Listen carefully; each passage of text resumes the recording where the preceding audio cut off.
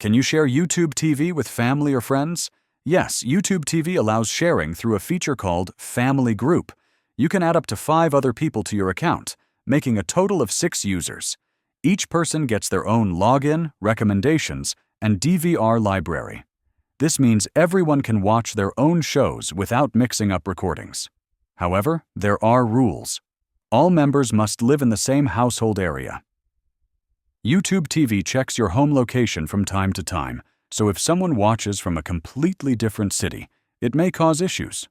Friends who live far away might not be able to share for long. The good news is that everyone can stream on their own device at the same time. So families with multiple TVs or kids watching on tablets can use it without any problems. So yes, you can share YouTube TV, but it works best for people living under the same roof or close by. If this video helped you, please like and subscribe for more simple streaming tips.